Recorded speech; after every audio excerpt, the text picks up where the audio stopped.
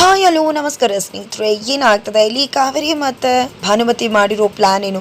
ದೇವಸ್ಥಾನಕ್ಕೆ ಬಂದೇ ಬಿಟ್ರೆ ಲಕ್ಷ್ಮಿ ಮತ್ತು ಕೀರ್ತಿ ವೈಷ್ಣವ ಆಯ್ಕೆ ಏನಾಗುತ್ತೆ ತಿಳ್ಕೊಬೇಕು ಅಂದರೆ ಈಗಲೇ ನಮ್ಮ ಈ ಚಾನಲ್ನ ಸಬ್ಸ್ಕ್ರೈಬ್ ಮಾಡಿ, ಹಾಗೆ ಒಂದು ವಿಡಿಯೋವನ್ನು ಪೂರ್ತಿಯಾಗಿ ನೋಡಿ. ಈ ಕಡೆ ಲಕ್ಷ್ಮಿ ಮಲ್ಕೊಂಡು ವೈಷ್ಣವನ ತುಂಬಾ ಮಿಸ್ ಮಾಡ್ಕೊತಿದ್ದಾರೆ. ನಿನ್ನೆ ನಾನಿರಲಿಲ್ಲ, ಇವತ್ತು ನೀವಿಲ್ಲ, ನಮ್ಮಿಬ್ಬರ ನಡುವೆ ಮಾತು ಕಡಿಮೆ ಆಗ್ತದೆ ಅನಿಸುತ್ತೆ. ನಾನು ನಿಮ್ಮನ್ನು ತುಂಬಾ ಮಿಸ್ ಮಾಡ್ಕೊತಿದ್ದೀನಿ. ನೀವು ಯಾರನ್ನ ಆಯ್ಕೆ ಮಾಡ್ಕೋತೀರಾ ವೈಷ್ಣವರೇ? ನನಗೆ ನೀವು ಬಿಟ್ಟಿರೋದು ಕಷ್ಟ ಅಂತ ಹೇಳಿ ಹಾಗೆ ನಿದ್ರೆಗೆ ಜಾರ್ಬಿಡ್ತಾಳೆ ಲಕ್ಷ್ಮಿ. ನಂತರ ಈ ಕಡೆ ನನ್ನ ಪ್ರಶ್ನೆಗೆ ಒಂದು ಉತ್ತರ ಕೊಡುವಂಥ ಭಾನುಮತಿ ಕಾವೇರಿ ಅವ್ರನ್ನ ಕೇಳ್ತಿದ್ದಾರೆ.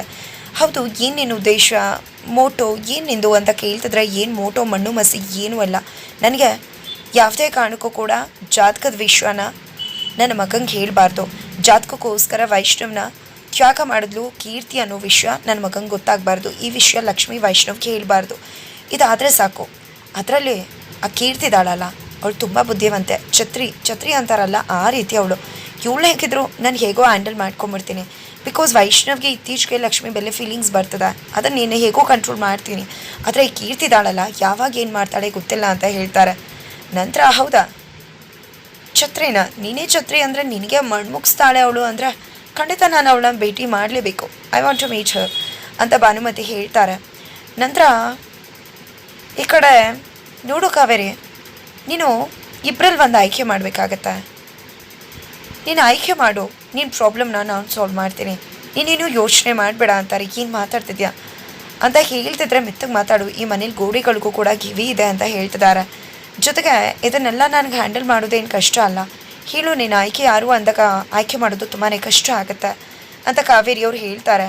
ಏನು ಕಷ್ಟ ಆಗುತ್ತೆ, ಮಾಡಲೇಬೇಕಾಗತ್ತೆ. ನಾನು ನಿನ್ನ ಥರ ಎಲ್ಲ ಮೈಂಡ್ ಗೇಮ್ ಎಲ್ಲ ಆಡೋಳಲ್ಲ. ನನ್ನದೇ ರೀತಿಯಲ್ಲಿ ಏನು ಮಾಡಬೇಕು ಅದನ್ನು ಮಾಡ್ತೀನಿ ಅಂದಾಗ ಏನು ಮಾತಾಡ್ತಿದ್ಯಾ ಭಾನುಮತಿ ನೀನು?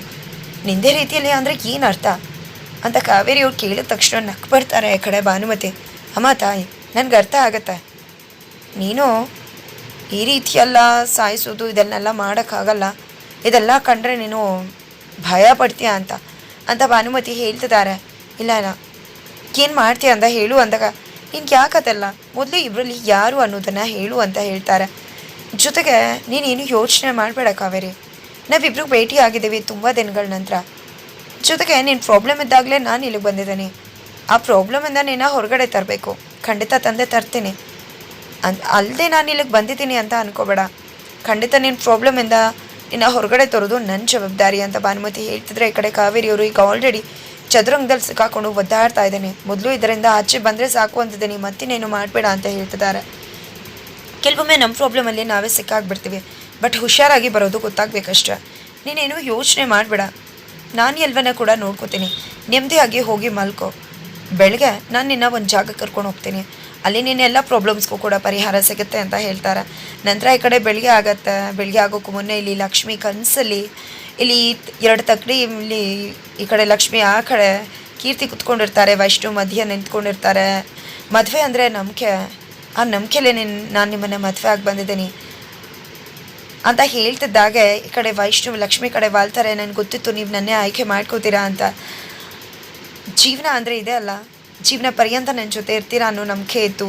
ಹಳೆದನ್ನೆಲ್ಲ ಮರೆತು ಜೀವನ ಮಾಡೋದೇ ಜೀವನ ಅಲ್ವಾ ಅಂತ ಲಕ್ಷ್ಮಿ ಖುಷಿ ಪಡ್ತಿದ್ರೆ, ಜೀವಕ್ಕೋಸ್ಕರ ಜೀವನನೇ ತ್ಯಾಗ ಮಾಡ್ದವಳು ನಾನು, ನನ್ನ ಪ್ರೀತಿಯನ್ನೇ ತ್ಯಾಗ ಮಾಡ್ದವಳು ನಾನು ಅಂತ ಕೀರ್ತಿ ಹೇಳಿದ ತಕ್ಷಣ ವೈಷ್ಣವ್ ಕೀರ್ತಿ ಕಡೆ ಬಂದುಬಿಡ್ತಾರೆ. ತಕ್ಷಣ ಎದ್ದು ಬಿಡ್ತಾಳೆ ಲಕ್ಷ್ಮಿ ಕಿಟಾರ ಅಂತ ಹೋಗ್ಬಿಟ್ಟು ಬಾತ್ರೂಮಲ್ಲಿ ಹಾಗೆ ಶವನ್ನ ಬಿಟ್ಕೊಂಡು ನೀರಲ್ಲಿ ನೆನೆತಿದ್ದಾಳೆ. ನನಗೆ ವೈಷ್ಣವ್ ನೀವು ಬೇಕೇ ಬೇಕು, ನಿಮ್ಮನ್ನು ಕಳ್ಕೊಳ್ಳೋದಕ್ಕೆ ನಾನು ಇಷ್ಟಪಡುವುದಿಲ್ಲ. ಯಾರನ್ನ ಆಯ್ಕೆ ಮಾಡ್ಕೋತೀರಾ ನೀವು? ಚಿಕ್ಕದ್ರಿಂದ ನನಗೆಲ್ಲನೂ ಕಳ್ಕೊಂಡೇ ಬಂದಿದ್ದೀನಿ. ಅಪ್ಪ ಅಮ್ಮನ ಪ್ರೀತಿ, ಒಳ್ಳೆ ಬಾಲ್ಯ ಯಾವುದೂ ಕೂಡ ನನ್ನ ಜೊತೆ ಇರಲಿಲ್ಲ. ಅಕ್ಕಮ್ಮನ ಪ್ರೀತಿ ಬಿಟ್ಟರೆ ನೀವೇ ನಿಮ್ಮನ್ನು ಬಿಟ್ಕೊಡೋ ಶಕ್ತಿ ನನಗಿಲ್ಲ, ಬಿಟ್ಟು ಬದುಕೋ ಶಕ್ತಿ ಇಲ್ಲ ಅಂತ ಹೇಳಿ ಕುಸ್ತು ಹೋಗಿದ್ದಾಳೆ, ಅದೇ ನೀರಲ್ಲೇ ನೆನೆತಿದ್ದಾಳೆ.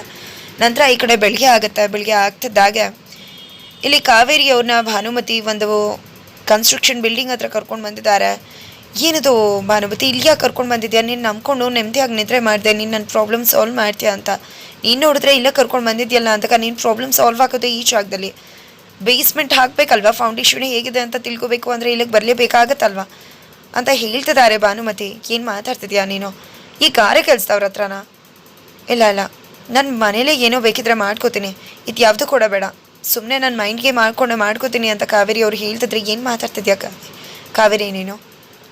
ಕಿಚನಲ್ಲಿ ಕುತ್ಕೊಂಡು ಈ ಪ್ರಾಬ್ಲಮ್ ಎಲ್ಲ ಸಾಲ್ವ್ ಮಾಡೋದಲ್ಲ, ಈ ಪ್ರಾಬ್ಲಮ್ ಸಾಲ್ವ್ ಆಗಬೇಕು ಅಂದರೆ ಇಲ್ಲಿಗೆ ಬರಲೇಬೇಕು, ಸುಮ್ಮನೆ ಬಾಯಲಿ ನೀನು ಅಂತ ಹೇಳಿ ಭಾನುಮತಿ ಕಾವೇರಿಯವ್ರನ್ನ ಕರ್ಕೊಂಡು ಬರ್ತಾರೆ. ಅಲ್ಲಿ ರೌಡಿಗಳು ಯಾನೋ ಒಬ್ಬರನ್ನ ಚೆನ್ನಾಗಿ ಹೊಡೆದು ಬಡಿತಾ ಇರ್ತಾರೆ. ಅದನ್ನ ನೋಡಿದ್ದೆ, ಏನಿದು ಭಾನುಮತಿ, ಏನು ಮಾಡ್ತಿದ್ಯಾ ನೀನು, ಇದೆಲ್ಲ ಬೇಕಾ ನಮಗೆ, ನೋಡ್ತಿದ್ರೆ ತುಂಬಾ ಭಯ ಆಗ್ತದೆ ಅಂತ ಅಂದ್ಕೊಂಡು ಹೆದರ್ಕೋತಿರ್ತಾರೆ. ನಂತರ ರಕ್ತ ಬರೋದು ನಾನು ನೋಡಿದ್ದೆ. ಭಾನುಮತಿ ಅವ್ರನ್ನ ಬಿಟ್ಟು ಕಾವೇರಿಯವರು ಹೆದರ್ಕೊಂಡು ದಬ್ಬ ಬಾ ಅಂತ ಕೆಳಗಿಳಿದು ಓಡಿ ಬಂದೇ ಬಿಡ್ತಾರೆ. ಏನು ಮಾಡ್ತಿದ್ಯಾ ಕಾವೇರಿ ನೀನು, ಯಾಕೆ ಹೆದರ್ಕೊಂಡು ಬಂದೆ ಅಂತಕ, ಇಲ್ಲಪ್ಪ ಆ ರಕ್ತ ಹೇಗೆ ಹೊಡಿತಾರೆ ನೋಡ್ತೀಯಾ, ಅದೆಲ್ಲ ನಮಗಲ್ಲಪ್ಪ, ಆ ರಕ್ತ ನೋಡಿದ್ರೆ ನಾನೇ ಸತ್ತೋಗ್ಬಿಡ್ತೀನಿ ಅನ್ನಿಸ್ತದ, ಇದು ಯಾವುದು ಕೂಡ ಬೇಡ, ನಾನು ಹೇಗೋ ಡೀಲ್ ಮಾಡ್ಕೋತೀನಿ ಇದನ್ನು ಮನೇಲಿ, ಸುಮ್ಮನೆ ಬಂದ್ಬಿಡು ನೀನು ಅಂತ ಹೇಳ್ತಿದ್ದಾರೆ ಕಾವೇರಿಯವರು.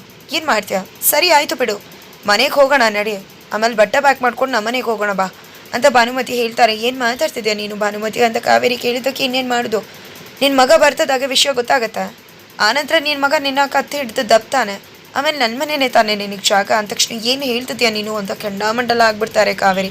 ನಿಜಾನೇ ಹೇಳ್ತಿದ್ದೇನೆ ಕಾವೇರಿ, ನಿನ್ನ ಪಟಾನ ಎಷ್ಟು ಪ್ರೀತಿ ಮಾಡ್ತೀಯ ಅಂತ ಗೊತ್ತಿದೆ, ನಿನ್ನ ಮಗ ಕೂಡ ನಿನ್ನ ಅಷ್ಟೇ ಪ್ರೀತಿ ಮಾಡ್ತಾನೆ, ನಂಬ್ತಾನೆ, ಮಕ್ಕಳು ಯಾವತ್ತೂ ಕೂಡ ತುಂಬ ಪ್ರೀತಿ ಮಾಡ್ತಾರೆ. ಅದೇ ಅಮ್ಮ ಮಾಡಿದಾಳೆ, ಮೋಸ ಮಾಡಿದಾಳೆ ಅಂತ ಗೊತ್ತಾದರೆ ಅವರಷ್ಟು ದ್ವೇಷ ಮಾಡೋರು ಮತ್ತೊಬ್ಬರಿಲ್ಲ. ಅದಕ್ಕೋಸ್ಕರ ಹೇಳ್ತಿದ್ದೀನಿ, ಇದನ್ನೆಲ್ಲ ಏನೇನೂ ಅಲ್ಲ ನನಗೆ, ಇಂಥದ್ದೆಲ್ಲ ಎಂತೆಂಥ ದೊಡ್ಡ ಡೀಲ್ ಮಾಡಿದ್ದೀನಿ ನಾನು, ಅದರಲ್ಲೆಲ್ಲ ಇದು ಜುಜ್ಬಿ ಅಷ್ಟೇ, ಸುಮ್ಮನೆ ಬಾಯ್ಲೆ ನೀನು ಅಂತ ಎಳ್ಕೊಂಡು ಮೇಲ್ಗಡೆ ಕರ್ಕೊಂಡು ಬರ್ತಾರೆ. ಕರ್ಕೊಂಡು ಬರ್ತದಾಗೆ ಈ ಕಡೆ ಭಾನುಮತಿ ಮೇಡಮ್ ನೀವಿಲ್ಲಿ ತುಂಬ ದಿನ ಆದಮೇಲೆ ಬಂದಿದ್ರ ಅಂತ ಹೇಳ್ತಿದ್ದಾರೆ, ಒಂದು ಡೀಲ್ ಇತ್ತು ಅಂಥದ್ದಾಗೆ, ಯಾರು ಇವ್ರದ ಅಂದಾಗ ನಿನಗದೆಲ್ಲ ಬೇಕಾಗಿಲ್ಲ ಅಂತ ಹೇಳ್ತಾರೆ. ಏನು ಹೇಗೆ ಅಂದಾಗ ಎಲ್ಲ ನಿಮಗೆ ಗೊತ್ತಿದೆ ಅಲ್ವಾ ಮೇಡಮ್ ಅಂತ ಹೇಳ್ತಾರೆ. ನಂತರ ಒಂದು ಕಿಡ್ನಾಪ್ ಮಾಡಬೇಕಿತ್ತು ಅಂತ ಭಾನುಮತಿ ಹೇಳ್ತಾರೆ. ಸರಿ ಮೇಡಮ್ ಆಯಿತು ಅಂತ ಹೇಳ್ತಾರೆ. ನಂತರ ಈ ಕಡೆ ಕಾವೇರಿ, ನಿರ್ಧಾರ ಮಾಡಿದ್ಯಾ ಇಬ್ಬರಲ್ಲಿ ಯಾರು ಅಂತ ಕೇಳಿದ್ನಲ್ಲ ಅಂದಾಗ ಹಾಂ ನಿರ್ಧಾರ ಮಾಡಿದ್ದೀನಿ ಅಂತಾರೆ. ದುಡ್ಡು ಕೂಡ ಕೊಡ್ತಾರೆ. ನಂತರ ಈ ಕಡೆ ಕಾವೇರಿಯವರು ಯಾರು ಅನ್ನೋದನ್ನು ಫೋನಲ್ಲಿ ತೋರಿಸಿದ ತಕ್ಷಣ ಇವ್ರನ್ನ ಆಯ್ಕೆ ಮಾಡ್ಕೊಂಡ್ಯಾ ನೀನು ಅಂತ ಕೇಳ್ತಿದ್ದಾರೆ ಈ ಕಡೆ ಭಾನುಮತಿ. ಹೌದು, ಇವರನ್ನೇ ಆಯ್ಕೆ ಮಾಡ್ಕೊಂಡಿರೋದು ನಾನು ಅಂತ ಹೇಳ್ತಾರೆ. ಜೊತೆಗೆ ತೋರಿಸು ಅಂತ ಹೇಳಿದ ತಕ್ಷಣ ಈ ಕಡೆ ಕಾವೇರಿ ಫೋನಲ್ಲಿ ಫೋಟೋ ತೋರಿಸ್ತಿದ್ದಾರೆ. ಈ ಕಡೆ ಲಕ್ಷ್ಮಿ ಆಲ್ರೆಡಿ ದೇವಸ್ಥಾನಕ್ಕೆ ಬಂದಿದ್ದಾಳೆ. ಈ ಕಡೆ ಕಾರುಣ್ಯ ಅವ್ರ ಅಮ್ಮಂಗೆ ಹೇಳಿ ದೇವಸ್ಥಾನಕ್ಕೆ ಹೊಟ್ಟಾಗ ಯಾಕೋ ಮನಸ್ಸಿಗೆ ಒಂದು ರೀತಿ ಕಸಬಿಸಿ ಆಗ್ತದೆ ಅಂತ ಹೇಳ್ತಿದ್ದಾರೆ. ಇವತ್ತೇ ಇಟ್ಕೋಬೇಕಾ ಮೀಟಿಂಗ್ ಅಂದಾಗ, ಏನಮ್ಮ ನಾನು ಹೋಗ್ತಿರೋದು ದೇವಸ್ಥಾನಕ್ಕಲ್ವ, ಏನಾಗುತ್ತೆ ಅಂತದ್ರಲ್ಲಿ ಹೋಗಿ ಬರ್ತೀನಿ, ಆ ರೀತಿ ಏನು ಕಳವಳ ಕಸವಿಸಿ ಇವತ್ತು ನನ್ನ ವೈಷ್ಣವ್ ಏನು ನಿರ್ಧಾರ ತಗೋತಾನೆ ಅನ್ನೋದು ನನಗೆ ತುಂಬಾ ಇಂಪಾರ್ಟೆಂಟ್ ಆಗಿದೆ ಅಂತ ಹೇಳಿ ಕೀರ್ತಿ ಕೂಡ ದೇವಸ್ಥಾನಕ್ಕೆ ಬರ್ತಿದ್ದಾಳೆ. ಕೀರ್ತಿ ಲಕ್ಷ್ಮಿ ಇಬ್ಬರು ಕೂಡ ಆಲ್ರೆಡಿ ದೇವಸ್ಥಾನಕ್ಕೆ ಬಂದಿದ್ದಾಯಿತು, ವೈಷ್ಣವ್ ಮಾತ್ರ ಬರಬೇಕಾಗಿರೋದು ನಂತರ ಅಲ್ಲಿ ಕಾವೇರಿಯವರು ರೌಡಿಗಳಿಗೆ ಫೋನಲ್ಲಿ ಫೋಟೋ ತೋರಿಸ್ತಾರೆ. ಹಾಗಿದ್ರೆ ಫೋಟೋ ಯಾವುದು, ಕೀರ್ತಿದ, ಲಕ್ಷ್ಮಿದ, ಅಥವಾ ಇಬ್ಬರನ್ನ ಬಿಟ್ಟು ವೈಷ್ಣವ್ದ? ಏನಾಗ್ತದೆ, ಮಹಾ ತಿರುವಿನೊಂದಿಗೆ ಕತೆ ಮುಂದೆ ಸಾಗ್ತಾ ಇದೆ, ಸಖತ್ ಟ್ವಿಸ್ಟ್ ಇದೆ. ಖಂಡಿತ ಇತ್ತೀಚೆಗೆ ಕತೆ ತುಂಬ ಚೆನ್ನಾಗಿ ಬರ್ತದೆ ಅಂತ ಕೂಡ ಅನ್ನಿಸ್ತದೆ.